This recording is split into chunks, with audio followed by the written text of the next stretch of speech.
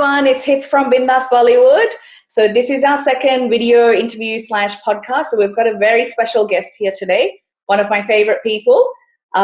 He wears quite a lot of hats in pretty much a lot of industries. But there you go. He's heavily involved and has been for decades within the arts industry, locally, nationally, globally as well. So if you don't know who he is and if you haven't recognized him, you've been living under a shell.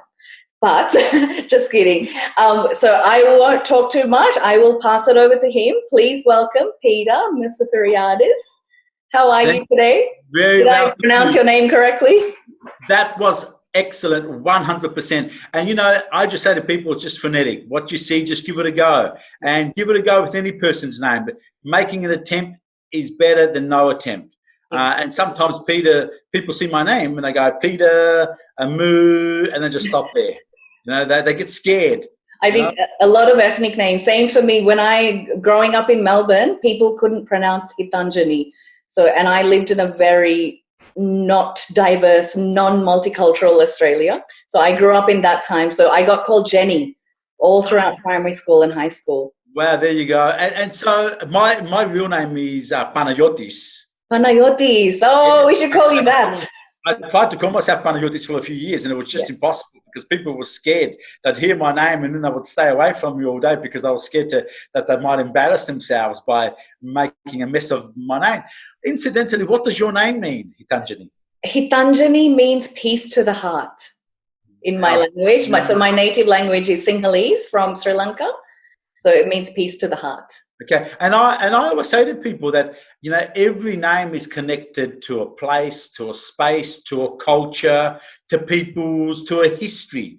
And with my name, Mousaferiadis, that wasn't the original name. The original name was, my grandfather's name was Aaron Artin. And he was supposedly, you know, a Greek Armenian Jew. And during one of the pogroms in 1905, he had to change his name to Anastasios Athanasiou, which was the direct translation of Aaron Artin from Armenian into Greek, which meant the immortal resurrected one.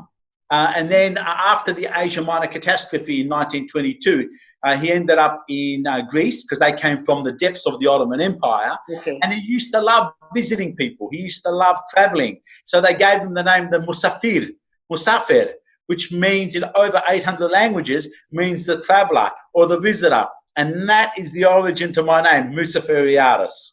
That describes you perfectly, I think, definitely. And of course, I spent up until just recently, I was spending between 3 to 5 months of the year traveling to many different parts of the world, Central Asia, South Asia, throughout Europe, the US. I was finding myself visiting many beautiful parts of the world that tell stories that we all exist because of each other. And that's my life mission. It's to tell the story of culture, tell the story of cultural diversity, and that cultural diversity is our greatest asset. And we don't do enough to draw upon it as an inspiration, as a source for progress, innovation, key to quality education, reducing poverty. And that's also, in many ways, the mission of UNESCO. UNESCO sees culture as being a great driver for so many great things in the world. And one of the things we like to say in our organization is that culture can also be a driver for innovation, because the premise of all conversation, the premise of all innovation needs to be intercultural dialogue. And intercultural dialogue, what usually happens is you get this diversification of ideas. You get the exchange of, we call this knowledge. So when you get an exchange of ideas, you start to come up with something new. And that's what innovation is. And when you bring different mindsets together, you can then start to create incredible things. If you think of the numerical system and how that came about, exactly. That was a convergence of a Hellenic, Arabic, and Hindu thought coming together in the 10th century to give something to humanity that we're all using today. All the numbers from 0 to 9.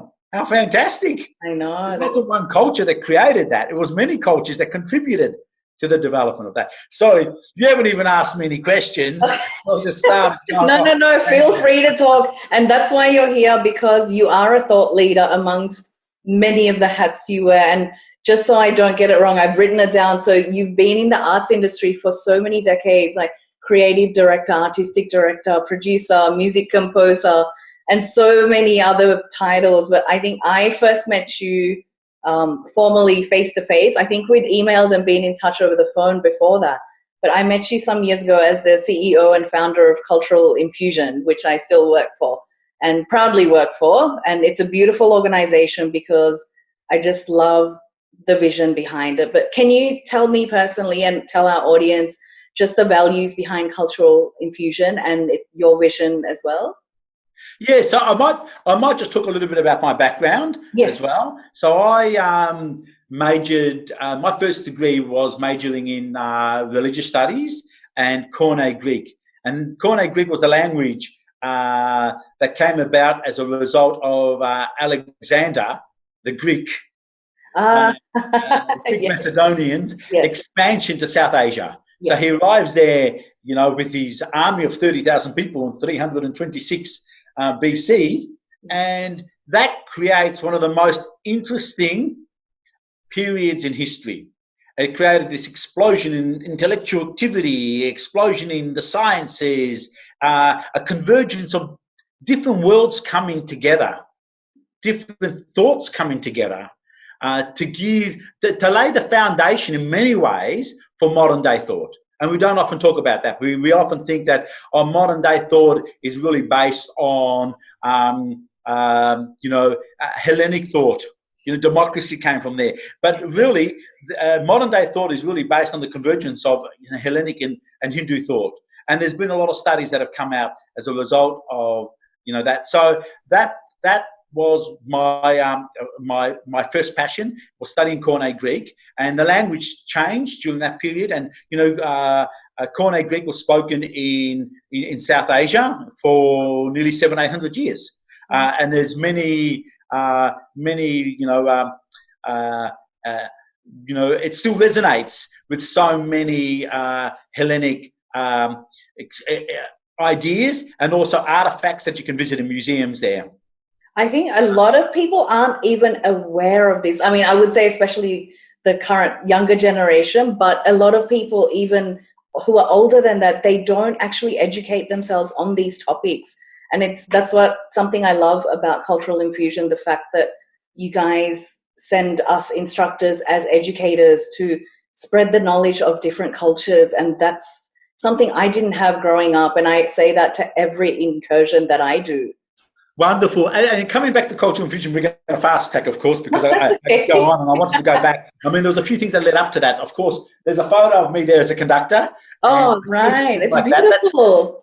That's what happens in 25 years. The photo was taken 25 years. That's okay. We're both the same. I still look like that. Just yeah. That's a beautiful photo. And then I worked as a conductor. I traveled overseas. I studied conducting in Czechoslovakia, Italy, and the US for 4 years. I came back. I was working as a conductor. I started to work as a composer. I found that I had this knack for just writing melodies. So people would ask me to write a melody, and the following day I would come up with 5 songs. I didn't even think about it. They just came out. I don't know where they came from. And so I was composing and I was arranging, and then I fell into creative direction and representing presenters and artists from many different communities from across the world. I moved into this area of creative direction, produced 9 Australia Day concerts for the state government of Victoria, working on huge international ceremonies. I was the ceremonies director for the Parliament of World Religions, many international events that I've produced not only for the UN here but also in the US. Throughout South Asia and Southeast Asia.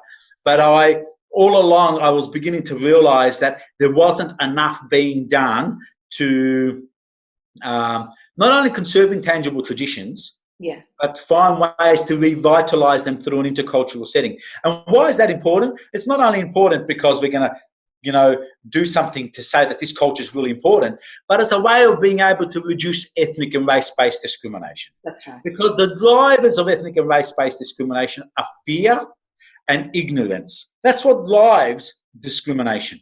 How do you counteract that? Well, you counteract that through education, through familiarization, through collaboration. So creating the lived experience is extremely important. We can write words to each other, we can even listen, but when you're in contact with someone else, what happens is it starts to reinforce the self. Because what happens is a discovery process goes on, a self-discovery process goes on.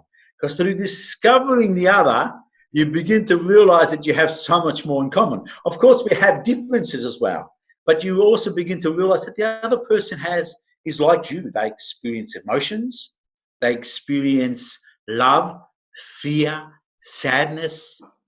We experience food in the same way. And something really magical happens during that moment. So that's why we started Cultural Infusion. It started initially as this idea of trying to create the lived experience in an education setting.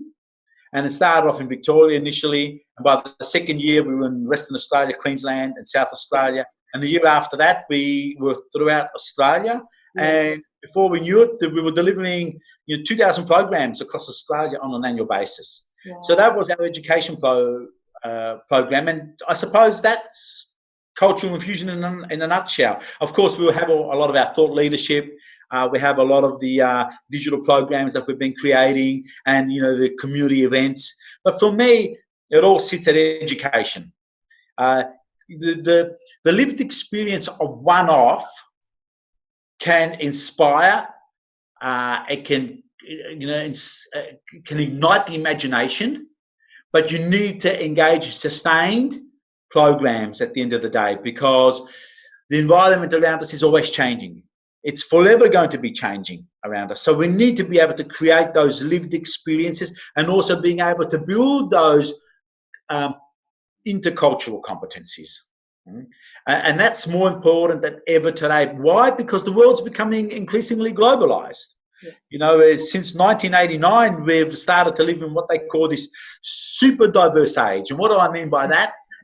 I mean where time and space have been compressed to a split second. Once upon a time, you needed to send a letter to get to the other side of the world. Now you send an email and it's there, or you get on Zoom or some sort of a platform and we have a conversation with people. So all of a sudden we're conversing with people from different parts of the world. And you know what? We don't all see the world through the same lens. We need to accept that, because someone's ethno-linguistic background influences cognitive processes. And there are thousands of studies out there on this. So for us, it's about how can we create robust understanding in Tanzania to this area which has been poorly defined. It's a blurry area, cultural diversity. So we've been trying to approach it from a scientific approach. And I thank my colleagues for that, because you know what? You can't do these things on your own. Exactly, yeah. I act as the facilitator, and in our organisation we have subject matter experts, we have database analysts, we have mathematicians who've got extraordinary intellectual capital who combine with other thought leaders in behavioural, organisational theory, who come together to really be able to provide this understanding and this new way of being able to see what we mean by cultural diversity. Because at the moment, a lot of people just see it through folk dances, and they just see, and that's fantastic, and to see it through food. But it's so much more than that. Exactly. No, and I think, as I said before, that's one of the reasons I love working for Cultural Infusion, because every time I go and do an incursion, regardless of the age range, but I find especially with the younger kids, because I've worked in psychology for such a long time as well before I did dance full time. I know, especially at such a vulnerable age, they're like sponges. They're developing so quickly cognitively that they need everything that they're absorbing at that age. And it's not just learning the culture. They learn to accept, they learn to share that culture. They accept that knowledge with all the love. There's no boundaries at that age. And it's great teaching older kids as well through your organization, but I specifically love the younger children because there's no blockers, there's no boundaries. So they're absolutely open to that knowledge. And that's where it needs to start, Hitanjini. It needs to start with the young ones. According to the UN, 75% of all the conflict we have in the world has a cultural dimension. So what does that equate to in terms of dollars? Well, something like 10%, 11% of the world's GDP is spent dealing with conflict. So if we had 75% of that 10%, we're talking about an extraordinary amount of money. So we're talking about something like, I think it's something like about $10 trillion. Yeah. I mean, it's going to go up and down now because the world's economy is contracting. I think it might have even been 30%. I've forgotten the exact number. Usually I'm good with numbers, and that number flipped out of my head. But it's an extraordinary amount. So doesn't it make sense that we need to really be investing in an area that's going to build not only social cohesion, but also cultural cohesion? Exactly. Yeah. No, I completely agree. Completely agree. You touched on this topic before, but I actually just wanted to dive into it very quickly again. You've traveled so much, and it's just been fantastic because I do read a lot of your articles and journals and other publications. So what advice would you give to especially people in the arts, anyone in general, any individual in general, but especially at this time for people in the arts industry? How important do you think travel is in terms of broadening your career choices in the arts industry, or just in general at all? You can answer it however you like.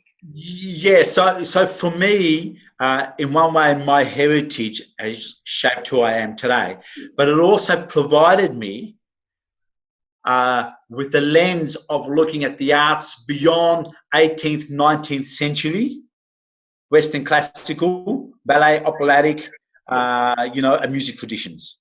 So I was trained as a classical musician. I also studied at the Victorian College of the Arts in the 80s, and I studied conducting in the Academia Musicale Gijana back in 1990 with Ferdinand Leitner. He's moved on now, and with all these other Czech conductors, it was called Czechoslovakia then before it was split. And then also spent some time with some of the guest conductors of the Chicago Symphony Orchestra. So I had studied Western classical music, but I quickly realized that Western classical music wasn't the be-all and end-all. There were also other classical traditions out there which were just as advanced as Western classical music. And the way they approached music was from a completely different approach. Western classical music had this sort of vertical approach, and it took the when it comes to the scale, and it divided the scale into 12 equal semitones. And this idea of dividing a scale into 12 equal semitones was completely unnatural. Yeah. So, in other parts of the world, you have where you have in Western classical music, or even in pop music, listening to pop music, 95% of pop music comprises of two modes.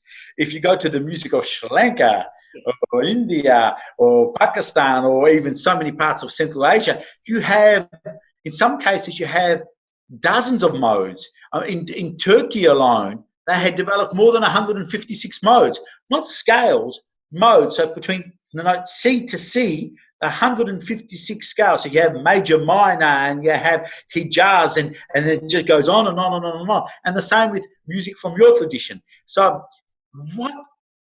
what travel does, and of course you can experience cultures here, but travel is a way of being able to immerse yourself into this experience that's going to be able to shape your views that go beyond the status quo, beyond where you may come from a culture which has a dominant culture, a national culture that enforces a certain lens, and then you go to Kazakhstan, or you might go to Azerbaijan, and they have a national culture which is very different to the national culture of Australia, for example, which is still a highly individualistic approach to culture. It's not one of Sri Lanka, where you come from. It's a collectivist culture. It's very different. you know. Yeah. So, and this is what travel does for you. And learning languages does that for you too, because you start to begin to notice that concepts don't exist; they're not universal from one culture to the next. And language provides that window into how cultures think, and then you can take that thinking, and then you can combine it with what you know to create something new. And that's what artists do. Great artists are innovating all the time. But I want to also caution, people out there that might be listening, that we need to really open our minds to the many different combinations and different possibilities and different ways of seeing the world. And that at the end of the day, that art is just a subset of culture.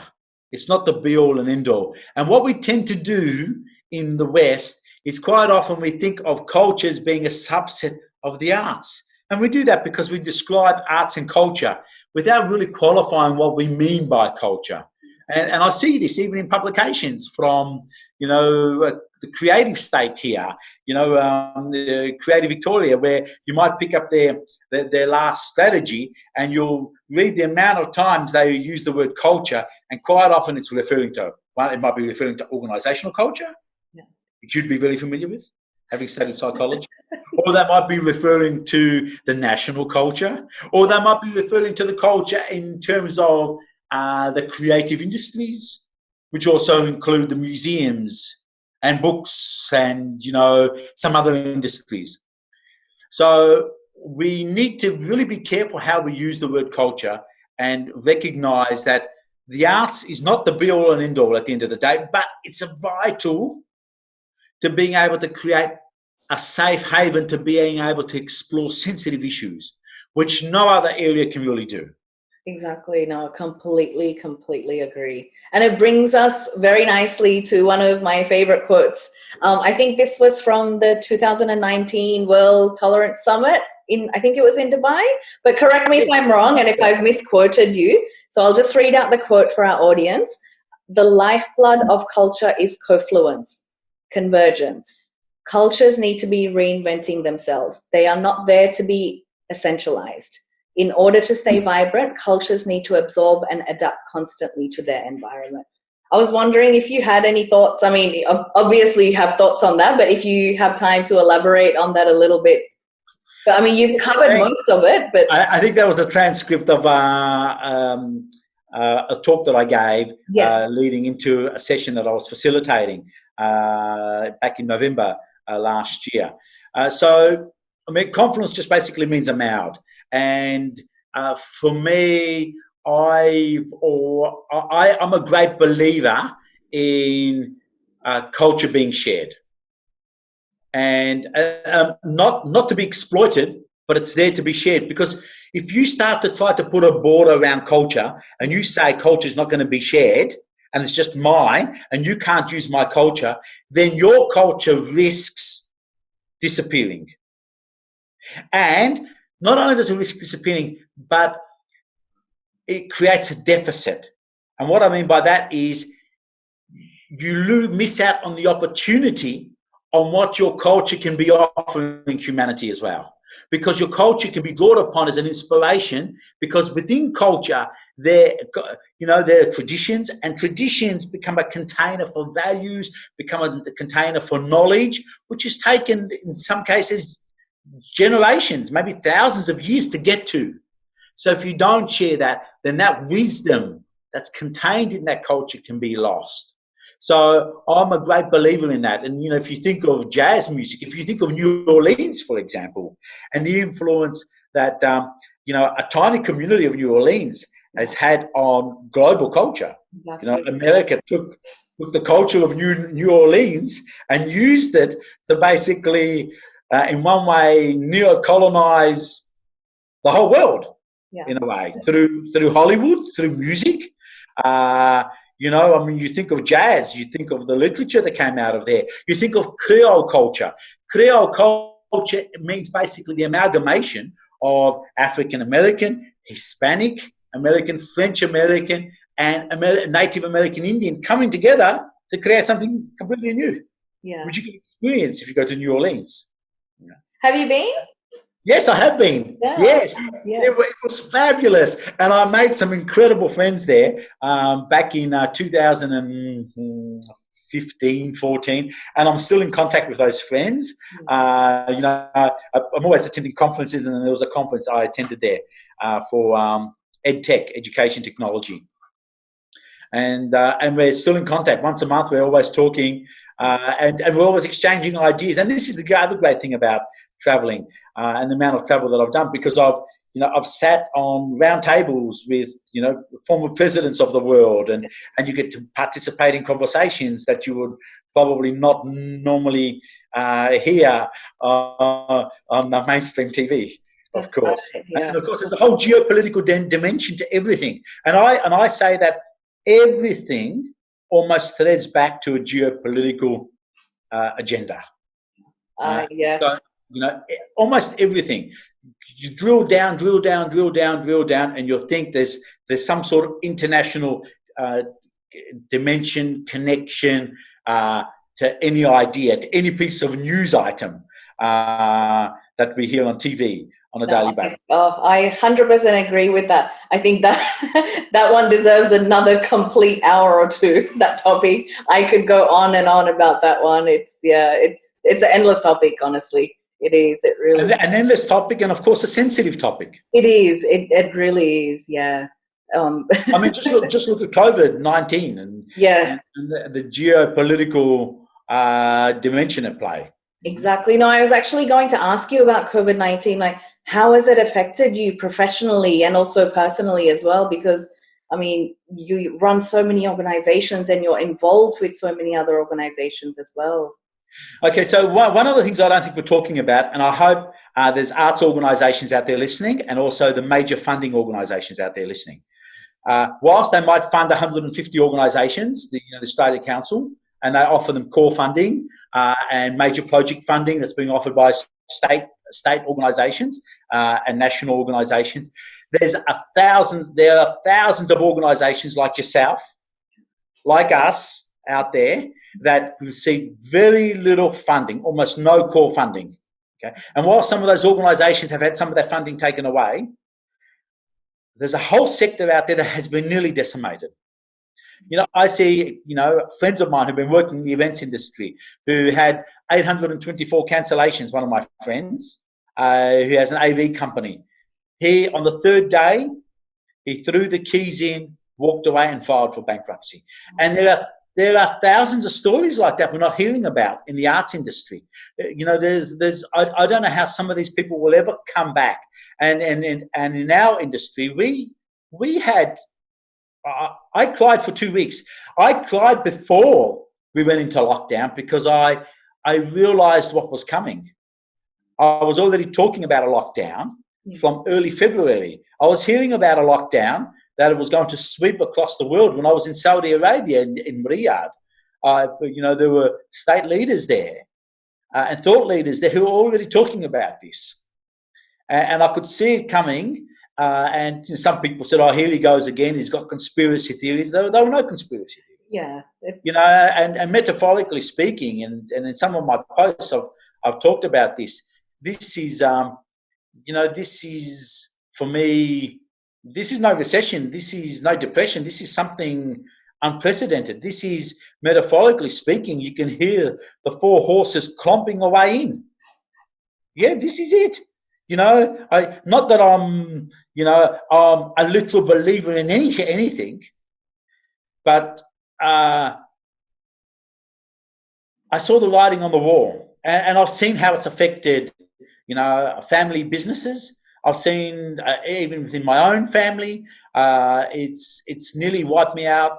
And I want to say a big thank you to all those presenters who have been working with me. Whether it be a few months, whether it be some of them that have been working with me for almost 3 decades. For example, Inkamaka. There's so many groups throughout Australia who have been so compassionate, empathetic during this time, and working with me to see my organisation through this period.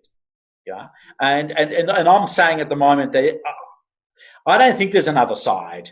This is the other side, because I think the world's just going to go into a completely different phase now. And are we going to recover from this? No, it's not about recovering. It's about making do with what we have and realigning ourselves. Yeah, we might go back to normal, and there might be more viruses coming our way, but there's a larger thing we haven't talked about here, a larger issue here.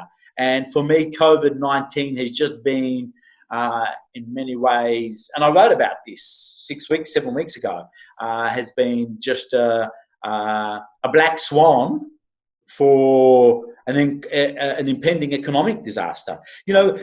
Virgin went bankrupt. They had a $6.5 billion debt. COVID-19 did not make them bankrupt. They were already trading. They were already insolvent. There are 10,000 businesses that they owe money to that will never receive that money. 10,000 creditors that they hold, that they owe money to.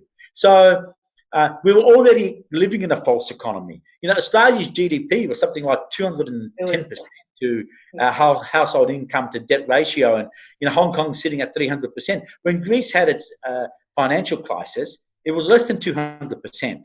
So we have a housing crisis around the corner. If people think it's not coming, it's coming.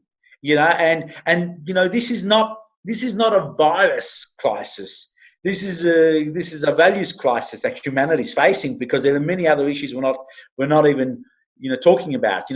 There's global warming. There's encroaching on the space of the environment, on viruses that we shouldn't be living in close proximity with, diseases and animals that we're living with, and they're now encroaching on our space. So I think there's a bigger question that we need to be asking here, and questions where, how did we arrive at this point? Itanjini, when I was growing up, every corner had a milk bar or some sort of a grocery store, or every community had a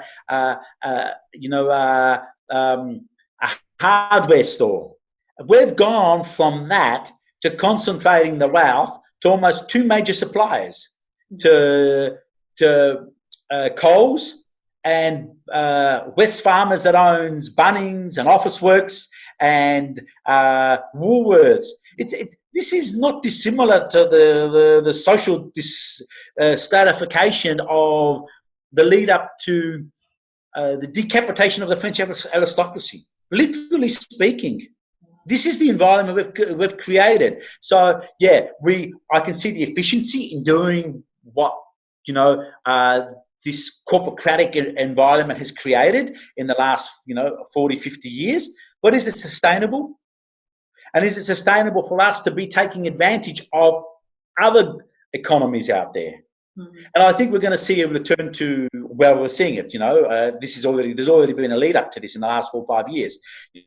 Protectionism, we're going to start protecting our economies. We'll start to probably introduce tariffs. We'll start to see manufacturing returning to our country. That's going to require wages to be reduced, or some sort of, economic mechanism being put in place so we can compete with these third world economies out there. We've seen that the current globalization experiment of the last 40 years really isn't sustainable, because if you get these sort of incidents, then the whole world's economy can collapse. So we need to be finding ways to create our own buffers. I'm not saying that globalization is a bad thing, because I believe we should be living in a borderless world. And the idea of this modern day nation state, it's only been around for since the 1700s. Before that, there weren't borders. People, and this comes back to this quote, essentializing culture. This idea of the modern day nation state. We're going to put a border around a specific ethnic group. Since when did communities live like that? They were always, living, side by side, interrelating, and this happened for, thousands of years until we started to essentialize culture. So, and there's a movement across the world to rediscover the Silk Road and what the Silk Road brought to areas of the sciences, to botany, to gastronomy, to music. the advances to music, just to think that the Western classical orchestra, most of those instruments have got their origins in instruments from the Middle East and Central Asia. Yeah. I mean, who would tell us that? You know? Exactly. Yeah. No one's going to tell us that. Wow. all those string instruments. Yeah. So that's why I think we need to stop. And what I mean by essentializing culture is in that sense of, you know, seeing it just on its own without everything else. Oh, well said. Culture never existed like that. Yeah. And so the lifeblood of culture becomes confluence. If you want culture to stay vibrant, you need to be reinventing it all the time. And you're reinventing it by keeping it open to new ideas. That's right. No. I mean, look at language. Yeah. Languages change. Languages are a classic case that they're a living phenomenon. They're constantly, absorbing influences from, their environment. That's right. No, you're completely right. I think it's just boundaries start with narrow minds as well. And that's what it comes down to sometimes. Like, people aren't expanding their minds enough to think so freely about all. Like, first of all, they don't get the knowledge and the facts straight. That's one thing.